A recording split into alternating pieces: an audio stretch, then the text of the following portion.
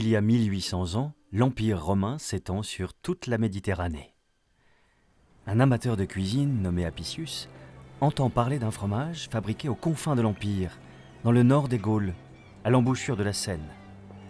Désireux d'en savoir plus, notre cuisinier entreprend un long voyage. Il arrive en bateau à Rotomagus, l'actuel Rouen. Apicius prend la route la plus directe pour se rendre aux environs du Gât, aujourd'hui Côtebec-les-Elbeuf, où ce fameux fromage est produit. Il emprunte la route qui traverse la boucle du Rouvray, toujours visible de nos jours. Au bout de 2 heures de transport en charrette, il aperçoit sur le bas-côté de la route un panneau indiquant une fromagerie.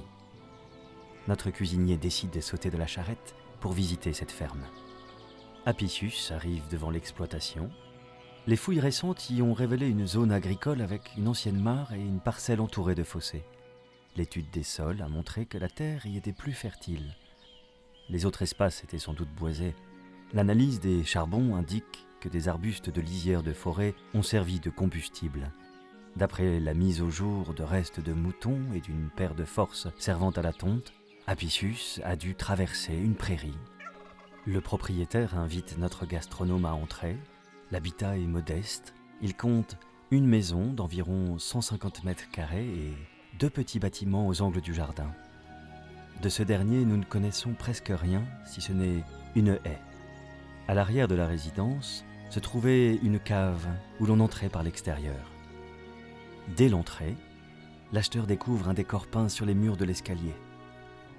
C'est dans cette cave que le fromage de brebis est affiné sur les étagères, dont seuls les éléments de fixation en fer ont été retrouvés. Un puisard permet de garder une hydrométrie constante. Mais revenons à nos moutons. Avant d'arriver dans la cave, un fromage, c'est du lait. La traite des brebis se faisait à côté de la cave où de nombreuses écuelles avec un bec verseur en forme de tête de lion ont été retrouvées. Il facilitait le versement du lait dans les cruches utilisées pour le conserver. Une pièce semi-ouverte est accolée à l'un des petits bâtiments d'angle. Bien qu'aérée, cette pièce de 8 mètres carrés possède un sol maçonné, peut-être pour faciliter l'évacuation de liquide, puisque des restes de grandes vasques y ont été retrouvés. C'est probablement là que le lait était mis à cailler. Une fois caillé, on sépare la partie solide du petit lait avec une passoire au-dessus d'une jarre. Cette opération se déroulait dans la cuisine. On y a découvert des faisselles rondes de 10 cm de diamètre, avec un piton central et des anneaux. Celles-ci donnent une forme reconnaissable au fromage à la suite du moulage.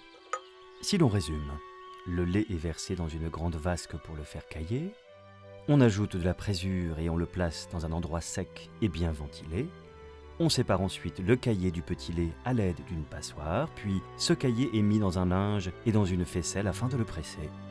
C'est lors de cette étape que le fromage prend sa forme annelée. Il est ensuite affiné dans une cave au gré des semaines. Il devait s'apparenter à une tome de brebis. Apicius a dû la goûter dans la cave. Un grand couteau, des cruches et des gobelets y ont été découverts. Ces faisselles annelées ne se retrouvent que dans les fermes antiques, à quelques kilomètres du Gât.